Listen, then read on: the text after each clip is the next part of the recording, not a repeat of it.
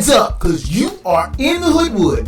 I'm the Black Bandit, KJ Green, welcoming you to another edition of Sports from the Hoodwood. Coming up this edition, as Major League Baseball's once hottest teams suddenly cooled off. Look at the curious case of the Cincinnati Reds and why they dropped from first to second in the NL Central. NBA Summer Intrigue, from the Summer League finale, the players moving here and there, the deals that could and not been done. Take a look in depth.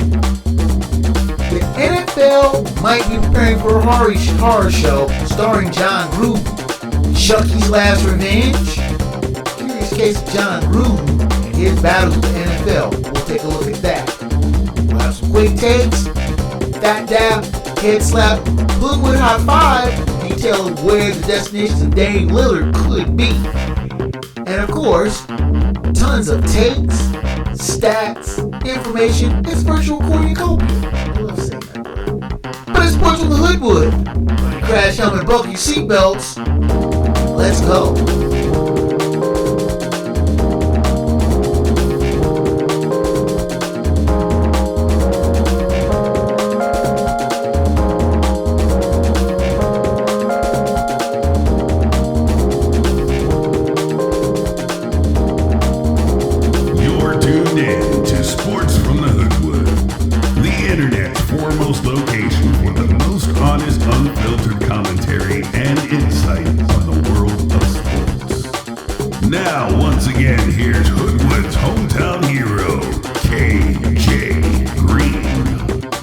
Greetings from the Hoodwood. I'm KJ Green.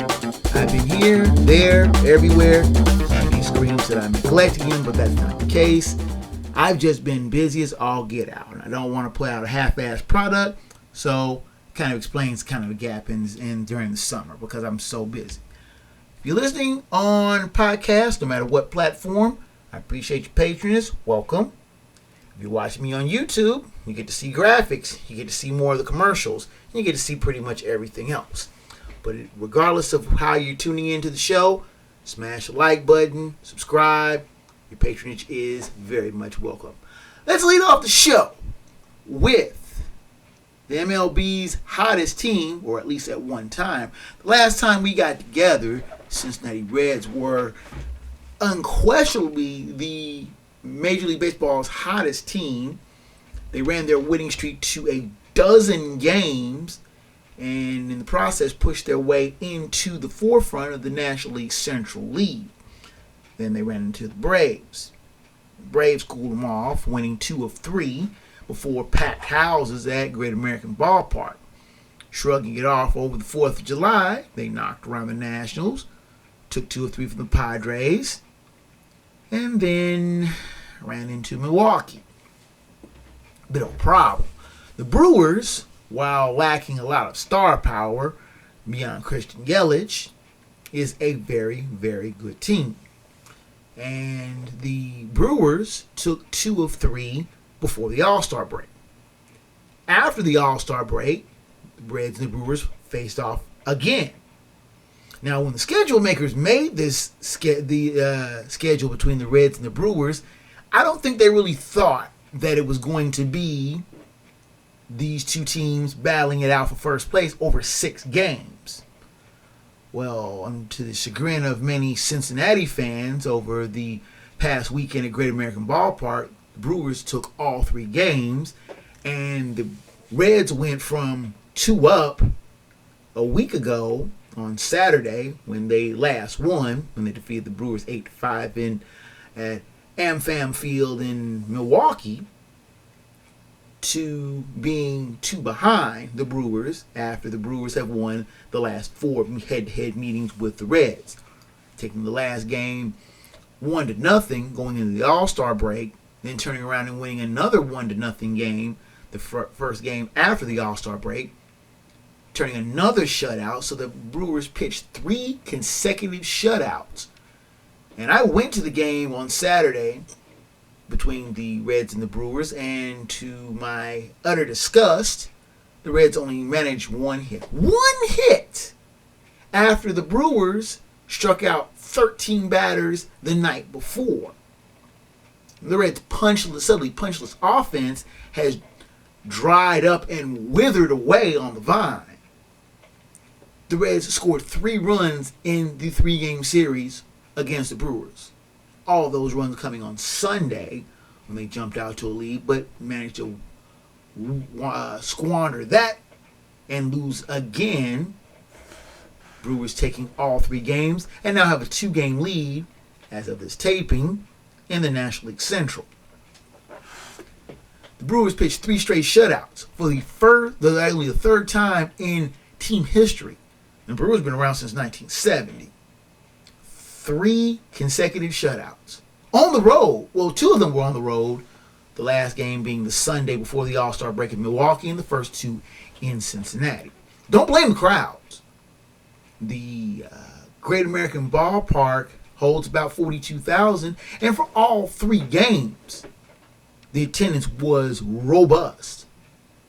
112,340 for the 3-game series. And getting 41, 39, and 30 for that weekend series. Now, that has boosted the Reds' fortunes. Once lagging in attendance, they're now 10th out of 15 teams in the NL.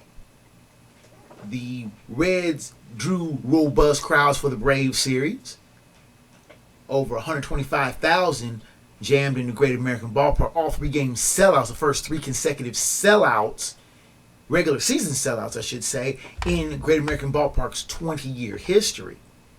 And he followed that up with another weekend series against the Padres, where they drew a little over 100,000.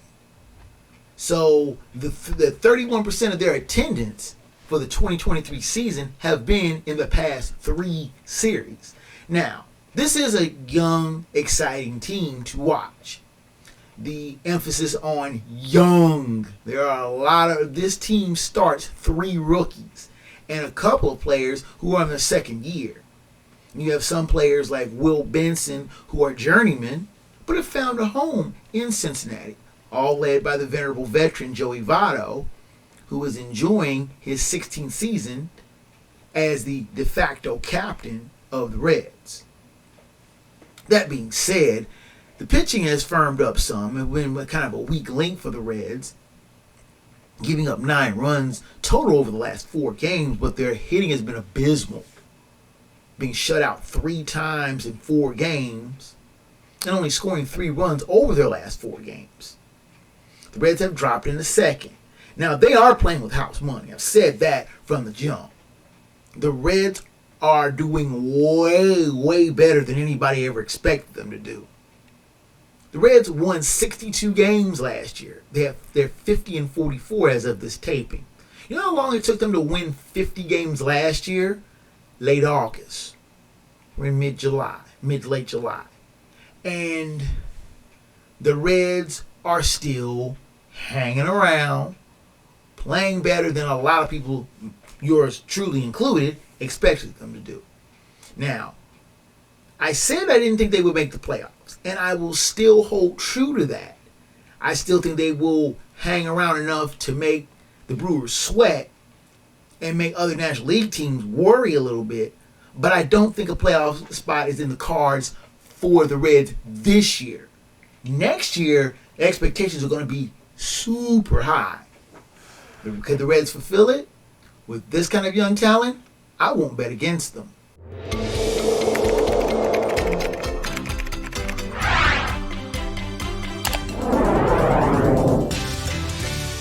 Now, I'm not one big for the Summer League. I mean, I know it's a big way for promising rookies and other kind of hangers-on to try to latch on to specific teams, maybe get a G League contract, maybe get a 10-day deal, something of that nature.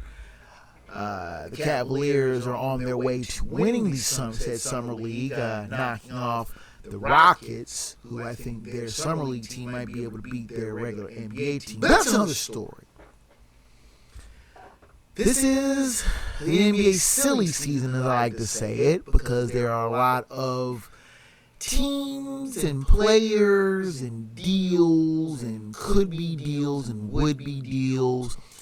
Now, the big story, of course, is Damian Lillard.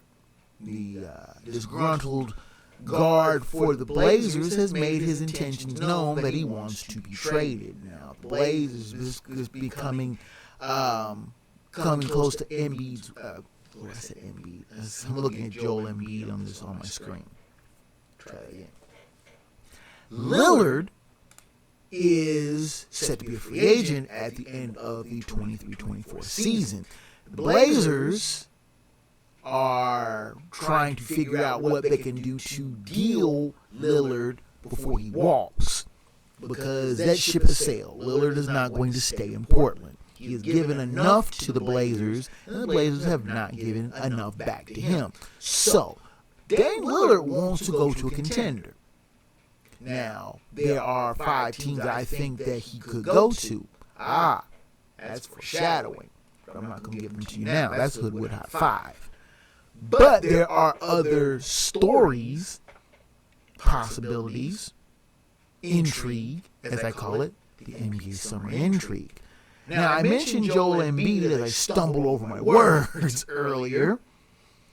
Joel Embiid might be on his way out of Philly. The rumors have been bouncing around that Joel Embiid is not happy in Philly and is thinking that he may need to push to another team that has a better title shot.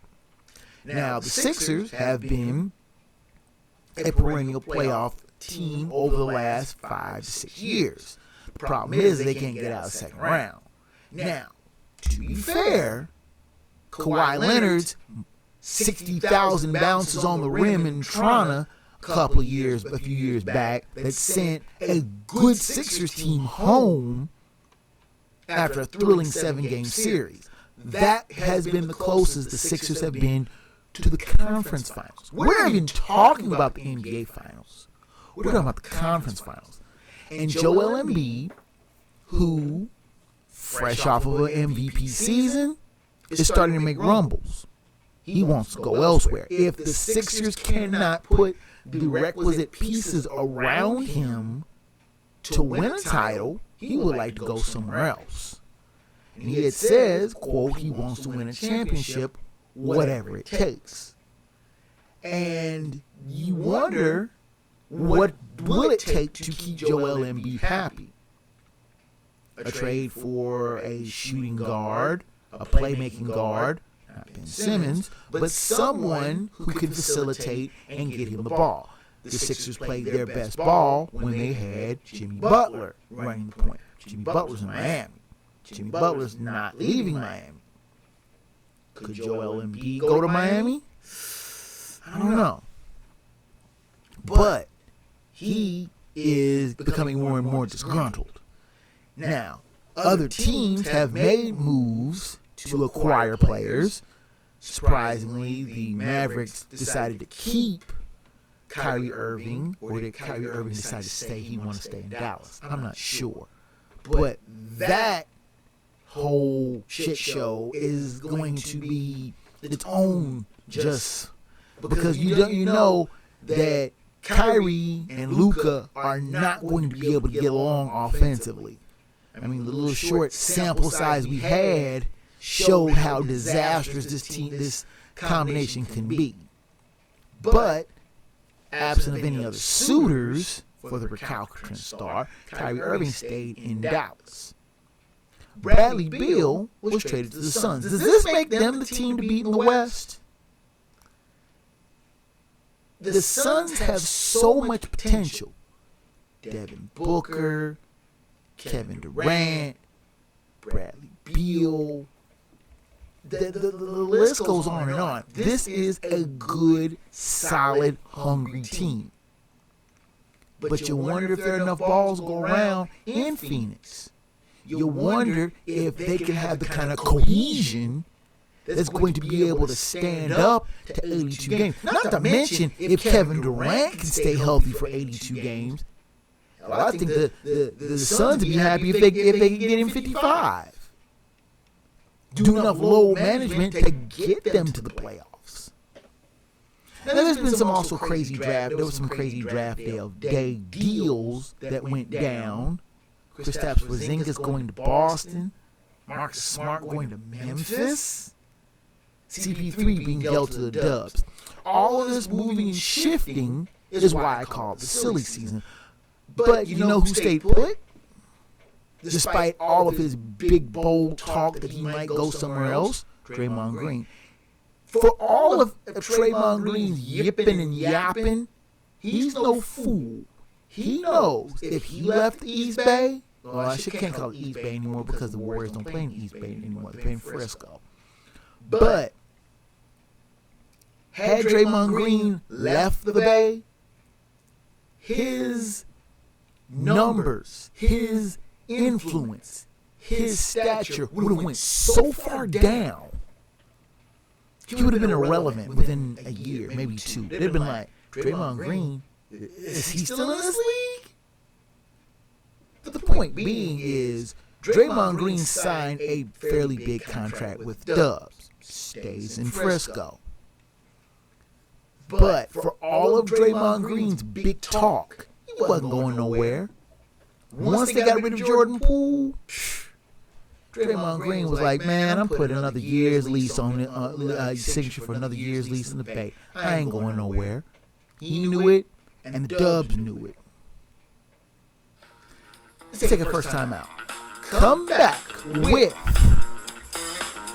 the horror movie that the NFL might be facing. John Gruden might be prepared to spill the beans on a lot of subjects. Could this be Chucky's last revenge and a house of horror for the NFL? Got a lot covered, a lot of ground to cover. Sports from the Hoodwood. I'm back at you after this. Lies in last-minute weddings. Active duty, military veterans and retired discounts are available. Visit us at GottaGetMarriedNow.com.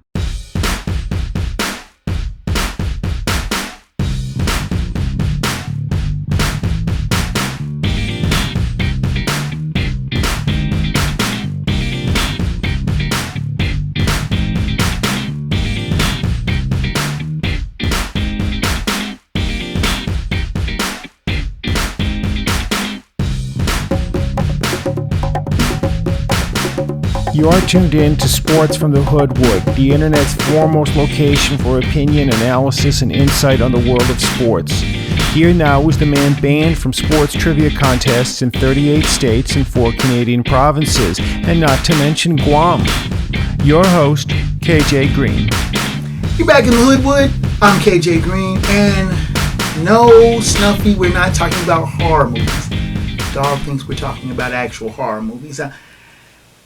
Because I said something about Chucky, but never mind. Full disclosure, I've never been a John Gruden fan. I've always thought him an overrated blowhard who thinks way too much of himself and is grimacing and just his persona rubs me the wrong way. I've always thought him kind of a whiny, sniveling, wannabe bully than a cutting-edge coach. More of the Chucky persona, a nickname I heard he actually hates, than a tough-as-nails type that always tried to pass himself off as. He won in Oakland with the Raiders. He built a team that was perpetually sorry in the 90s to a pretty decent team in the early 2000s, but given a chance to jump to a better team, he did it.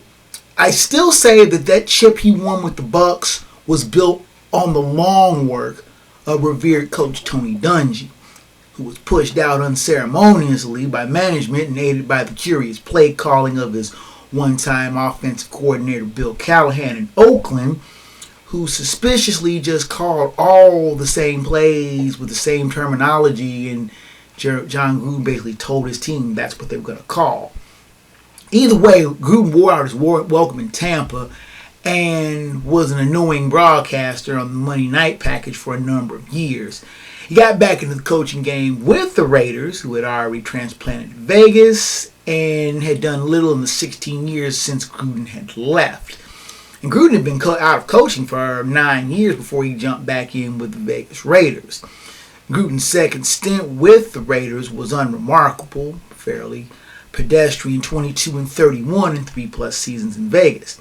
Now, in the middle of his 4th season, Gruden had the Raiders at 3-2 when it was discovered a series of highly toxic emails had been found allegedly leaked by Commanders owner Dan Snyder that contained a host of misogynistic, homophobic, and racist slurs, which were aimed at NFL Commissioner Roger Goodell, then NFLPA head DeMaurice Smith, then Vice President Joe Biden, and the first openly gay NFL player, Michael Sam. Now, these emails were reported by the New York Times, and Gruden resigned under heavy pressure from the Raiders management soon after. Now, Snyder was forced to sell the Commanders at a hefty price, and did so at a very hefty price, over $6 billion, in a sale that was just approved just recently. But his plan of trying to get into NFL's good graces with those emails apparently backfired. Now, Gruden has announced his intent to sue the NFL and Roger Goodell, and has been threatening to expose their secrets in a lengthy and protracted court battle. Now, is this a battle that the NFL wants? Oh, no. I mean, Roger Goodell is one of the more powerful men in sports, without question one of the most powerful men in professional football. DeMaurice Smith, who many people have openly criticized for being buddy-buddy, a little too buddy-buddy with NFL and management. Dan Snyder, who tried to get in the NFL's good graces by leaking, if you want to call it, which he and a lot of his attorneys and management and people close to him have all furiously denied that he was not the source of the leak, even though it was kind of weird that the New York Times got a hold of this, the Athletic got a hold of it, Roger Goodell got almost a gift, because him and John Gruden were highly antagonistic to one another. They were not by any means the best of friends. But it's awful suspicious that these leaks came out at just the right time to oust Gruden.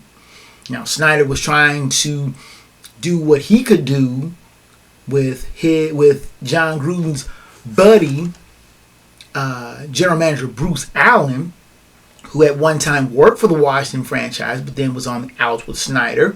There's a lot of he said, she said, but the point of the whole investigation, the whole situation, are these some 650,000 emails that were correspondence between Gruden, Bruce Allen, and a number of other people in the Washington franchise. Now, Snyder, who was in the middle of his own toxic environment, workplace investigations, why he was on the outs with the NFL at the time to begin with, all of these emails and all of this correspondence have this interwoven fabric of just this jocularity, this trying to think of the whole chauvinistic type of attitude. It's just an old boys club that was very nasty, very homophobic, very racist. I mean, I've seen some of the things that have been described in this, and I'm not going to repeat them on these airwaves. But in an individual sense, they would get somebody in a lot of trouble. The sheer volume of these emails is enough to get somebody made felina non grata, cat not welcome, in a lot of circumstances. And with the NFL, you know the NFL highly conscious of protecting the shield. They're not going to stand for that kind of bad pub. And that basically gave Goodell the license to tell Mark Davis, the owner of the Raiders, and you got to get rid of this dude for real quickly. Gruden was bounced out quickly. He was in the middle of a 10-year, $70 million contract. I don't know if it was he was fired for cause and didn't get all of his money. I don't know. It's one of those things. A lot of the details were kept on the hush. Gruden was escorted out quickly. The Raiders played decent. They made the playoffs, lost to the Bengals in the wild card round that year. Gruden has done a little side work tutoring, assisting Dennis Allen, who was a assistant coach under him at one time with the Raiders, and tutoring Derek Carr. But John Gruden's not going to coach anywhere in the professional ranks anymore. He's probably not going to get back into broadcasting. His attitude of, I'm going to get people for this, is very apparent. And this is, like I said, is a ticking time bomb for the NFL. Because if John Gruden starts talking, he could really expose what a lot of people have always rumored things to be happening in the NFL. It could certainly put Roger Goodell in a bad light, and it would definitely take a lot of luster off of the NFL shield, something that many people work so diligently and earnestly to protect. Now, this is just the beginning. Stay tuned. This could get ugly and this could get bumpy, but the Hood will be right there to report the things that are going on with that.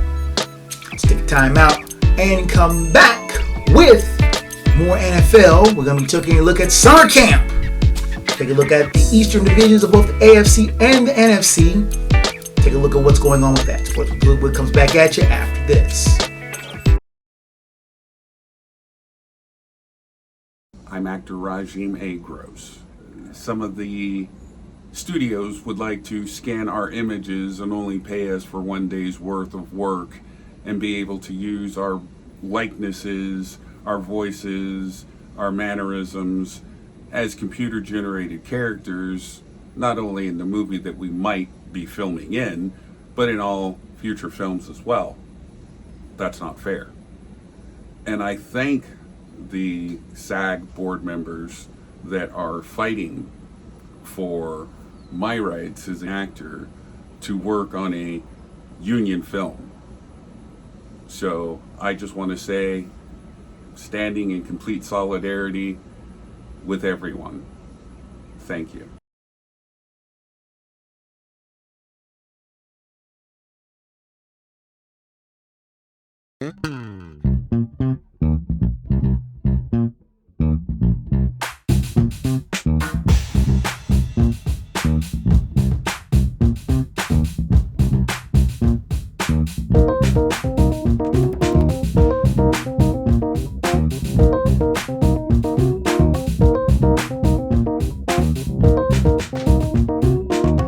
You're tuned in to Sports from the Hoodwood, the internet's foremost location for the most honest insight, thorough analysis, and unfiltered opinion on the world of sports.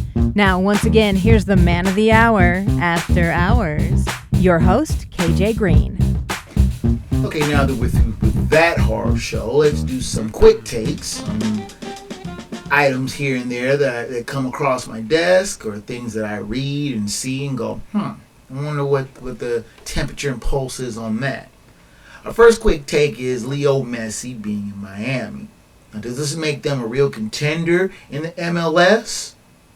Seeing that Inter Miami's at the bottom of the East table, way down on the East table, light years away from a playoff berth. But can Leo Messi save the day and push this otherwise unremarkable team at least into the playoff picture? His tickets for Miami's games are big number, big dollar, high dollar events.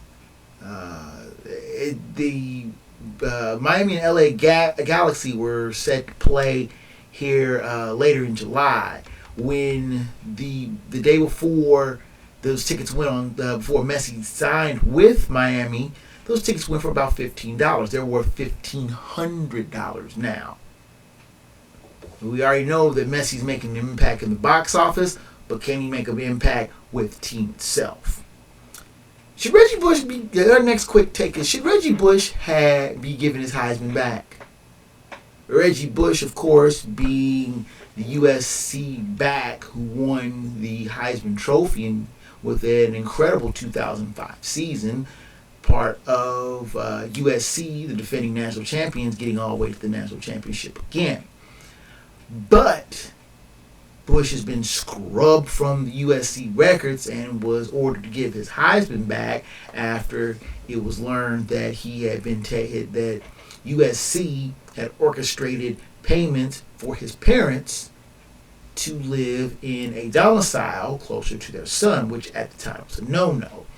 Now, with NIL deals all over the place and players making some, not all of them, but some football players making in the 7 figures before even getting on the field, the paltry $300,000 that Reggie Bush's family allegedly got seems like a pittance.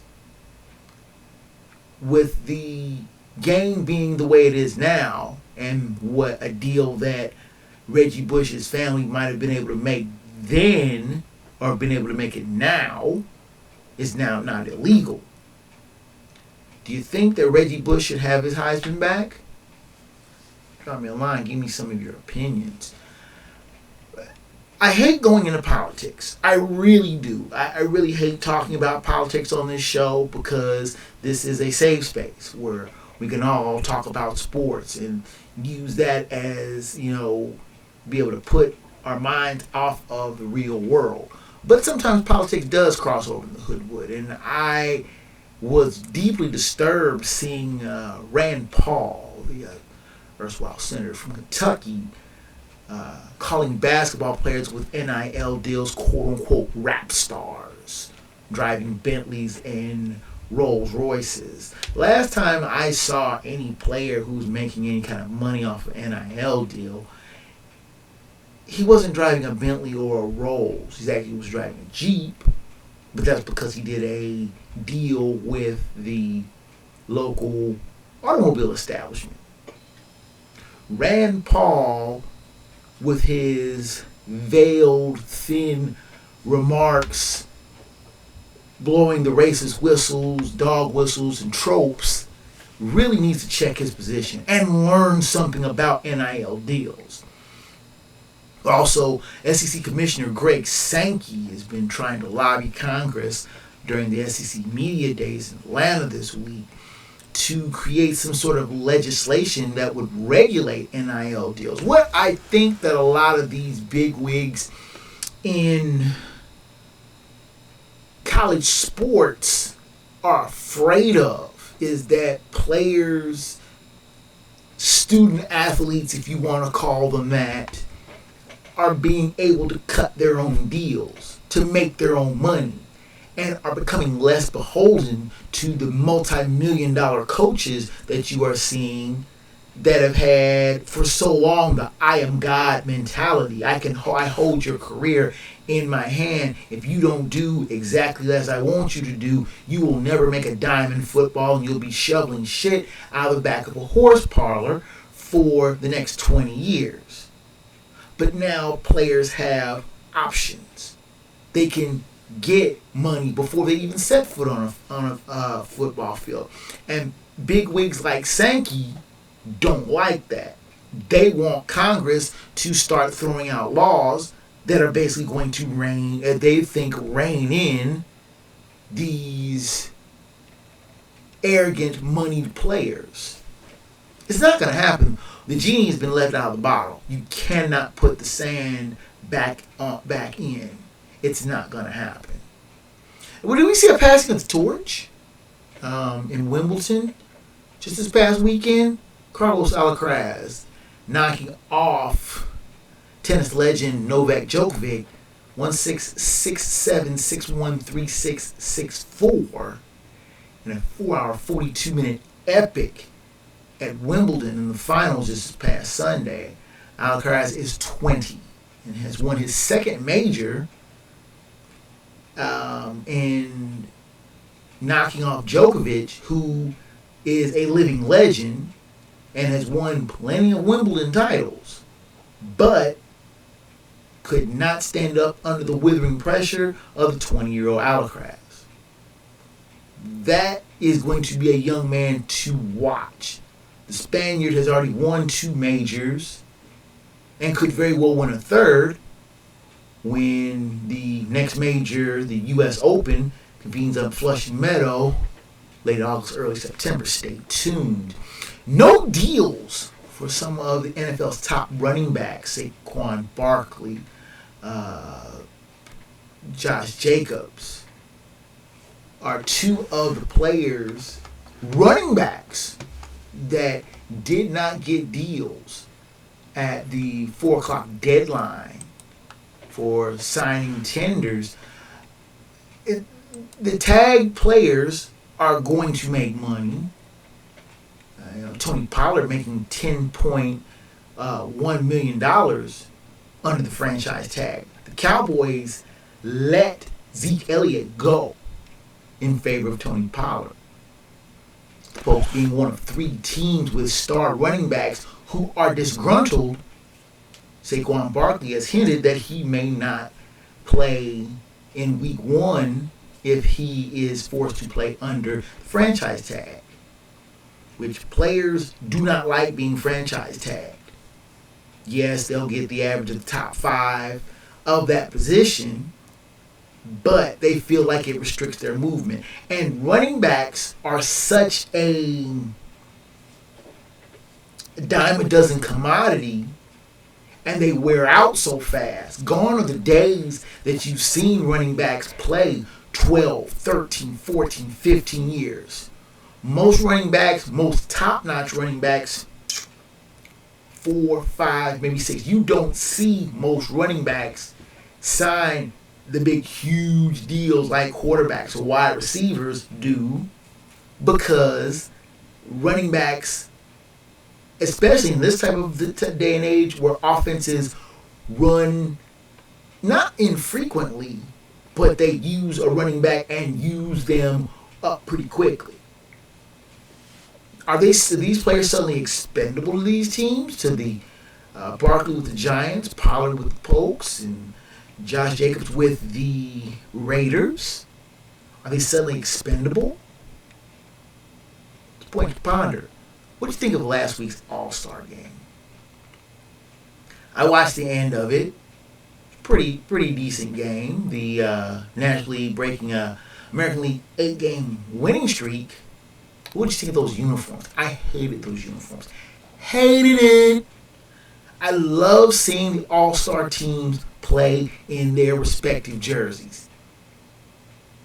Games in American League Park, teams like the Twins, Mariners, the Yankees should have been in their home whites, with the National League teams wearing, I would say, some variants of a road jersey. But they had these weird aqua and gray colored uniforms that made no sense and didn't celebrate Major League Baseball. If you looked at these players with these uniforms, if you didn't see their team, you would know what player from what. You see, you can't tell them without a scorecard? No, you couldn't tell them without their uniform numbers. It just makes no sense. Those quick takes. Let's take another time out. Come back and we will look at the Easts. I say that in multiple and plural of the NFL, AFC East and the NFC East, who I think will do what and where. Sports from the Hoodwood comes back at you after this. Is today your last day on Earth because you are being deployed to space tomorrow? Have you just turned 18 and you're ready to get out of your parents' house? Has your granddaughter gotten her boyfriend pregnant? Whatever your reason, you need us at GottaGetMarriedNow.com. We specialize in last-minute weddings. Active duty, military veterans and retired discounts are available. Visit us at GottaGetMarriedNow.com.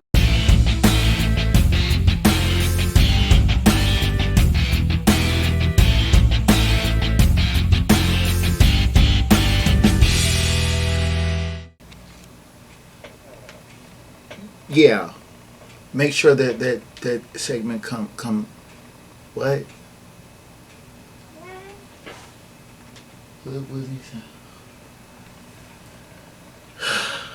Dog needs to stay out of the street.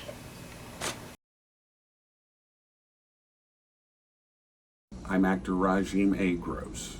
Some of the studios would like to scan our images and only pay us for one day's worth of work and be able to use our likenesses, our voices, our mannerisms as computer-generated characters, not only in the movie that we might be filming in, but in all future films as well. That's not fair. And I thank the SAG board members that are fighting for my rights as an actor to work on a union film. So I just want to say, standing in complete solidarity with everyone, thank you.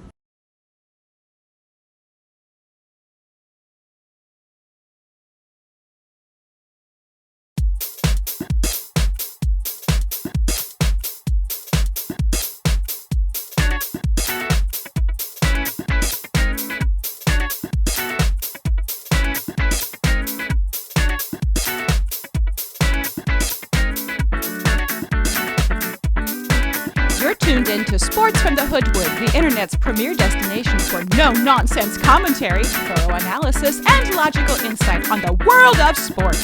Now here's the man that Wikipedia and Google call for sports fact checks, your host, KJ Green. Be back in the Hoodwood, and Snuffy likes being in the East, Hoodwood's East Side. Guess the high rents are better there. But let's talk about camp, summer camp. Hoodwood Summer Camp. Now, we're not making any friendship bracelets or teaching you how to swim or do archery, not like the stuff they used to do with the old Camp Kikiapi kiddie camp that I used to go to back in the day. But I'm referring to summer camps as in previews of NFL, which the 2023 season is just over the horizon. You can kind of see a glimmer of it coming. But in the 8-week interim, before the summer camps conclude, we will talk about the teams and how I think they're going to finish. I'm going to do it in divisional packages. This week we'll do both AFC and NFC Easts. We'll do the Northern divisions next week, South divisions in 2 weeks, and in 3 weeks we will do the Western divisions of both AFC and NFC. So, based on my predictions, this is the way I think the Easts will shape out. We'll start with AFC. Based on my predictions, we'll start out with Buffalo, the defending AFC East champ, who have so many questions. Are the Bills' window starting to close? Now, while Josh Allen is definitely a top-tier quarterback, it seems that Stephon Diggs is grumbling as usual. But the questions about stellar but aging defense are starting to creep up in thinking. With high power in the division and in the conference, running in place may actually be a step back. Our second-place team, based on my predictions, are the New York Jets. Now, the Jets got a shiny new toy in Aaron Rodgers, and many think that may make them a bona fide contender, not only the division, but also the conference. Now, the fast improving defense, led by the irrepressible Sauce Gardner, former Bearcat, will cause problems for opposing offensive units. But how far can Rodgers carry the offense with the puny running game? Our team that Hoodwood picked to finish third is the Miami Dolphins. Is the clock running out on Tua Tagovailoa? Now, many pundits think that the Dolphins are running out of patience with the erstwhile third-year quarterback already. He took the Fins to the playoffs, but his inconsistency may have cost the Dolphins an upset win on the road in Buffalo in the wild card game. Now, Tua and Tyreek Hill will cause many a headache for opposing defenses, but the defense may just give back as many points as offense scores. You never thought you'd ever say it, but in our pick for fourth place is New England. The Patriots, a last place team, A knock is growing on Bill Belichick about him actually being able to win with everything wannabe GOAT Tom Brady.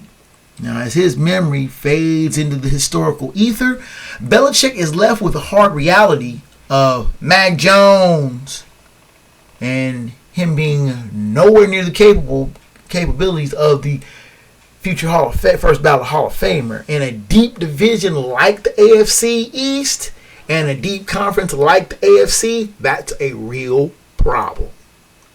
Now let's shift over to the NFC and look at the East Division here, whom I think in order of Hoodwood predictions. Of course, we start out with the Philadelphia Eagles, who came 3 points away from winning their second Super Bowl in 6 years.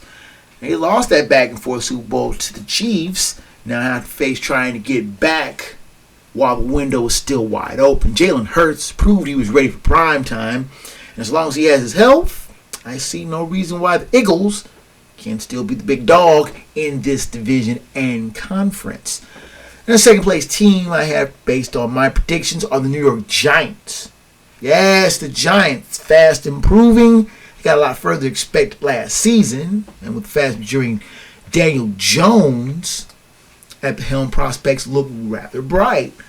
As long as Saquon Barkley stays happy and healthy, the G-Men should be a factor in this division. Talented Bruiser is making noise at holding out, though, if he's forced to play under the franchise tag. A slow start would not bode well. Stay tuned. Our pick for third in the NFC East, Dallas Cowboys. Now it's getting to be the same old story for the Pokes. They play good the regular season. The fans get their hackles up and begin getting noisy, and then they crumble in the playoffs. Considering that my oldest daughter has never seen the Dallas Cowboys in an NFC title game in her lifetime, that's a bit of a problem, vexing for Dallas Cowboy fans who are getting real impatient with Dak Prescott. Despite having oodles of talent on both sides of the ball, they just cannot seem to close the deal. And finishing in fourth place in the NFC East, per my predictions, of the Washington Commanders. Now, they did show improvement here and there, but a 1-4 start combined with a 1-3-1 finish doomed them to a last place finish and kept them out of contention. This year, they still have way too many questions on both sides of the ball to be a real factor in this ruggedly deep division.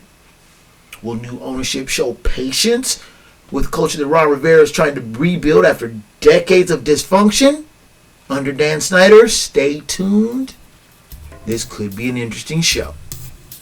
There you have it, at least for the Eastern divisions of the NFL. Next week we will preview the North. Take a final time out, come back with Phat Dap, Head Slap, the Hoodwood Hot 5 destinations that I think could be in play for Dame Lillard, as well as the final word from the Wood. Sports from the Hoodwood heads down the home stretch after this.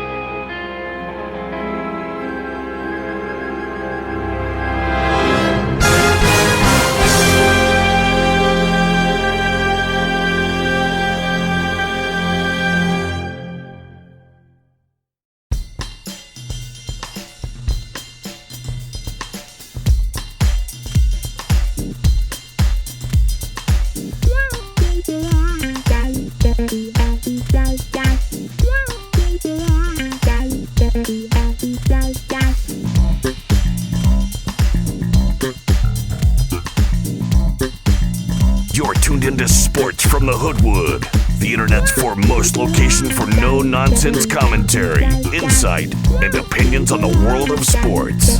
Here now live in living color, black by popular demand. Your host, KJ Green. Rounding third and headed for home here in the Hoodwood. Let's finish up strong with the Hoodwood Hot 5, Phat Dab Head Slap, and the final word from the wood. Let's start out with the Hoodwood Hot 5, and usually it's a topic that I have a top 5 on or 5 instances of anything. This week's topic: where does now Blazers guard Damian Lillard head to? And here's 5 teams that I think would be most interested in the longtime guard services. We'll start with LA at number 5. Everyone talks about how the Lakers are the wild card team here, but I'm not sure that the Lakers have the capital to send to Portland, and I really don't think that the Blazers would want to trade Lillard to a long-time hated rival. At number 4, we have Phoenix. But the same thing goes here. The Suns have Bradley Beal and KD, Devin Booker. Could be the West powerhouse if they got the Blazers to trade Dame Lillard, but you wonder what kind of price that the Blazers would want in return.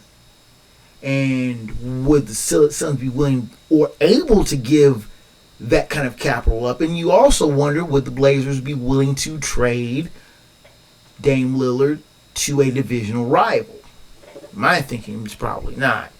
At number 3, you have Washington, an intriguing Eastern team, but what would they be willing to give up to get Dame? And do they have that kind of capital that they want? At number 2, you have, am I reading this right? The Boston Celtics. This is a wild card team here, and they've been wheeling and dealing pretty much all summer. And you wonder, would they be willing to give up newly acquired Kristaps Porzingis, who has suddenly become very, very well traveled, but would they be willing to give him up to get a playmaking guard to work with Jason Tatum? It's an intriguing thought. And of course, the number 1 team that I think that Dame Lillard will be going to or could be going to is Miami. Now, this has been Lillard's preferred spot, that he has told his agent to tell other teams that that's the team that he wants to go to.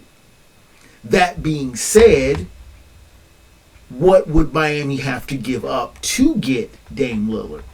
And you think that would be a fascinating backcourt.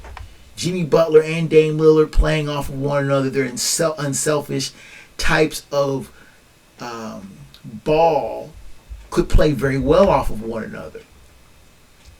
But you also have to wonder, are there enough basketballs in the backcourt to satisfy both Butler and Lillard, who really want to have the ball in their hands as much as possible, if not at all times? That being said, Lillard has expressed openly that he wants to go to Miami. Now, will he hold out the whole season and say, trade me to Miami or nothing, or I'm going to walk as a free agent? The Blazers GM has said repeatedly that the cost to obtain Lillard during the regular season will be high. What team do you think is going to pull the trigger? And is that going to be a quick trade?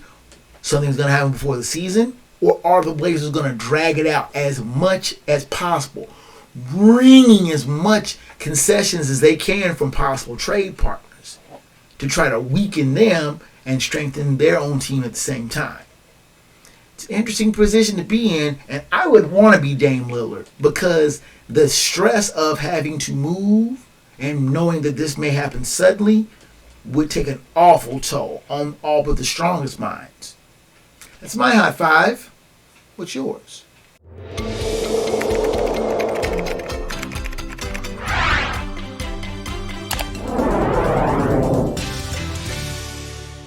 Now our Phat Dap head slap of the week. Our Phat Dap goes to Dante Corleone, the burly defensive lineman for the Cincinnati Bearcats, who got a name, image, likeness endorsement deal with a local eatery.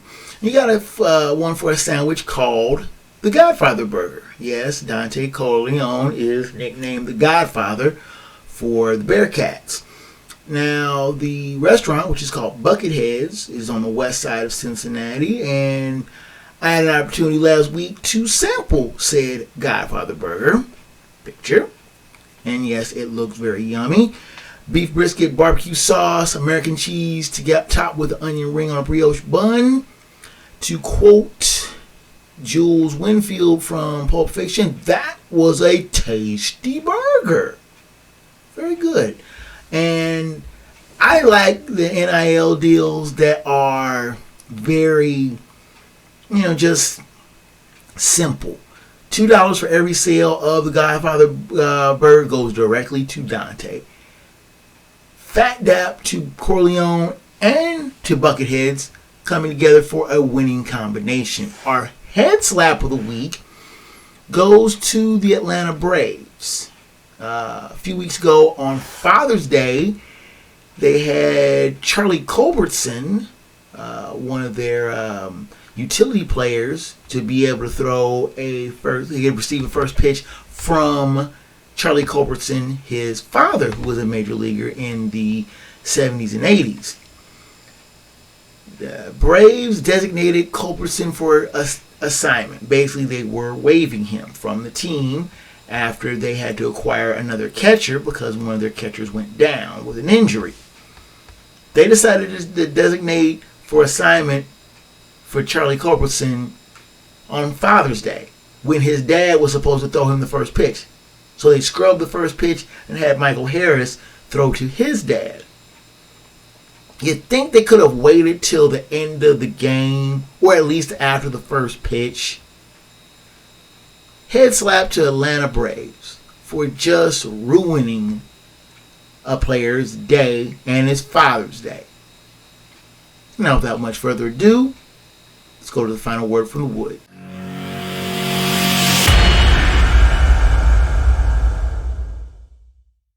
Pat Fitzgerald and Bob Huggins are more alike than you would think. From the first glance, they both are fiery, passionate coaches for their respective alma maters. Fitzgerald at Northwestern, Huggins at West Virginia. Both beloved stewards of the sport they played at said school, and as of today, both have been pushed out of said coaching jobs in disgrace.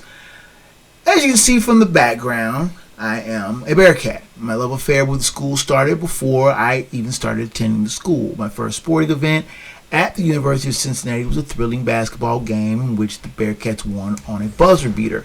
The game christened the new campus arena and was the maiden victory for the new coach, the former coach Akron, Bob Huggins. I followed the team with a passion and liked the fiery young coach. I started at UC in 1990, and my fandom grew exponentially.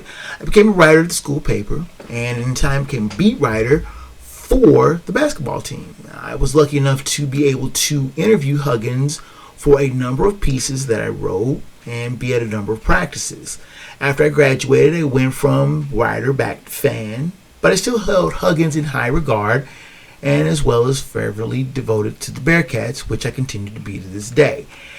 After a noted row with then University President Nancy Zimpher, Huggins left the program in 2005. Now, this wasn't without cause. Huggins had caught a DUI case in 2004, was suspended from the team for 2 months, and was ordered to seek rehab. Also, the renewable rollover clause in his 4-year contract was taken away. A couple of months after the Bearcats were defeated by Kentucky in the 2005 NCAA tournament, Huggins resigned after the rollover was not reinstated into his contract, and he was given a 24-hour ultimatum to take a $3 million buyout or be reassigned outside the athletic department or be fired had he not responded in the 24-hour period. Many Cincinnati fans, including myself, were bitter at Zimpher for having run off the beloved coach. and felt that it would hurt the program. In hindsight, Huggins knew he was going to be pushed out weeks before his ouster, as was shown in correspondence between his attorneys and the university. Huggins' 399 wins are most in school history. In the short term, Huggins' ouster did hurt the program, as Bearcats would not return to the NCAA tournament for 5 years. But Huggins would land on his feet quickly, becoming first the coach of Kansas State Wildcats in 2006. He stole players that he recruited for UC, and after a single season in Manhattan, he then returned to his alma mater in West Virginia to become the head coach there. He had turned down overtures to come there in 2002, while still coaching Cincinnati, to follow Gil Catlett, who had also ironically left UC to coach West Virginia.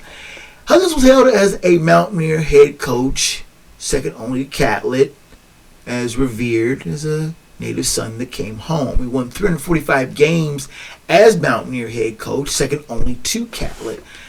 He coached the Mountaineers to the 2010 Final Four and was considered institution at Morgantown. But late in his career, cracks began to show. His 2023 team went 19-15, though they made the NCAA tournament for the 11th time in his tenure, but quickly bounced out in the round of 64. Huggins was never able to duplicate his success at Cincinnati, where his teams never finished lower than fourth in the conference. Huggins' teams never finished first in their conference and won only one conference tournament. All this is a prelude of what was to come. After the 2023 season, Huggins was on air at a Cincinnati radio station and made homophobic and anti-gay comments about Xavier, Cincinnati's fierce rival in hoops. The comments were widely decried, and Huggins was docked $1 million in salary by West Virginia. Then, almost ironically, almost 19 years to the day he caught the DUI case in the Cincinnati area, Huggins was cited for a DUI in Pittsburgh. After being observed in a black SUV with a shredded tire and driver's side door open, he was told to move the vehicle to the side of the road, but was unable to follow simple directions. He then blew a .21 blood alcohol content, which is almost 3 times the legal limit in Pennsylvania. He failed field sobriety tests and could not tell police officers where he was. Huggins then tendered his resignation as coach of West Virginia late the next day and announced he was retiring from coaching. Now, this is a sad coda for a coach that was just elected to the College Basketball Hall of Fame this past September and was widely regarded as one of the best coaches in the business. He took criticism at Cincinnati for allegedly not graduating players, but many of his players did graduate, just though in longer periods of the 4 years that were stipulated under the guidelines of the NCAA. Many of these same players have been very vocal and vociferous in their defense of Huggins. And in full disclosure, I had an opportunity to interview Huggins a number of times, and when he was at UC, and I did think highly of him. That said, I am highly disappointed that he let his career come to this. After catching that DUI case in 2004, which eventually ended up costing his job at Cincinnati, you would think he would be a lot more careful. To be honest, he is too old to be catching DUI cases, and especially being out on such thin ice. After the radio faux pas, you would think he would know better than to do something as dangerous as drinking and driving. Huggins said in a statement that he let a lot of people down with his actions. That much is obvious. The radio comments were bad enough, but to add a DUI so soon after is just too much for a school to tolerate, even one as forgiving as his alma mater. In regards to Fitzgerald, he was a rugged linebacker on a Northwestern Wildcats team that was a plucky underdog in the Big Ten, rolling all the way to a surprise Rose Bowl berth in 1996. Though they lost that game to the Keyshawn Johnson-led USC Trojans, the Northwestern squad was hailed as a team that rose from a pitiful doormat to a respectable team who was no longer anyone's homecoming pushover. After graduating, Fitzgerald got into coaching, and after stops at Maryland, Colorado, and Idaho, returned to his alma mater in 2001 and worked his way up to being head coach in 2006. Fitzgerald was the winningest head coach in Northwestern Wildcat history, and it's not even close. His 110-101 ledger is far and away the best coaching ledger in school history. 4 10-win seasons that Northwest produced, Fitzgerald either coached or played in all of them. Now, Fitzgerald, like Huggins, was caught up in a scandal at his alma mater. This one was a much more widespread incident involving hazing of freshman players by older players in a sexual manner that I will not recount here. Just know that the allegations were perverse and sickening. I totally understand that teammates bond and that there are ways to initiate players into the brotherhood that is football, but there are ways to do this that are not sexual nor perverse in nature. There are ways that are jocular, silly, and immature, but they are not harmful. I don't condone hazing, but there are traditions and ways that are carried on that are passed along that are acceptable. What went on at Northwestern was not that at all. The fact that Fitzgerald knew about such actions and did not put an immediate stop to these, to the hazing or discipline of the players involved. To ignore what happened is an implied tacit agreement, and that in itself should be cause for immediate dismissal. Northwestern first suspended, then dismissed Fitzgerald within 3 days. Again, Northwestern was put in an unenviable task of having to dismiss a beloved native son for transgressions too ghastly to smooth over. While Fitzgerald quietly left Northwestern, Huggins is trying to fight his dismissal. Alleging that he did not send the resignation, Huggins is looking to launch a protracted fight. This in itself is a sad, sorry spectacle that will do nothing more than tarnish his Hall of Fame status and standing as a beloved figure in the annals of both Cincinnati and West Virginia basketball, where he ranks first and second, respectively, in the school's records for coaching victories. It is this scribe's opinion that Huggins should be like Fitzgerald and fade into the ether and not besmirch his reputation any further with a protracted fight. Both Fitzgerald and Huggins tarnished legacies of fine coaching and went against something that both always preached at every coaching stop: accountability for one's actions. And that is the final word from the wood.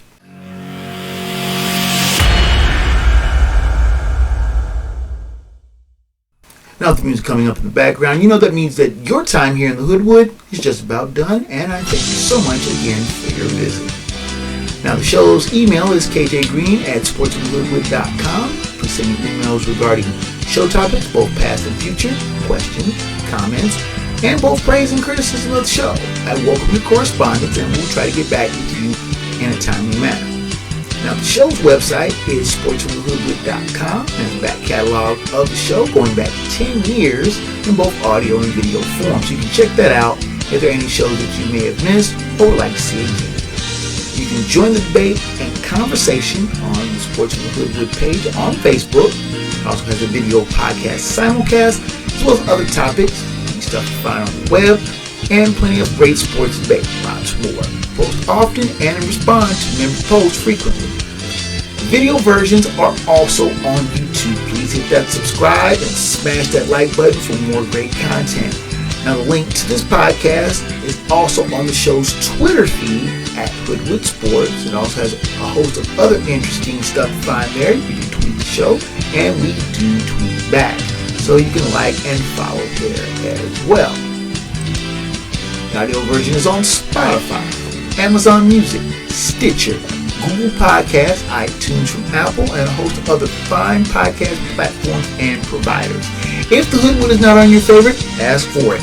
Drop me a line, and I will do what I can to get it there.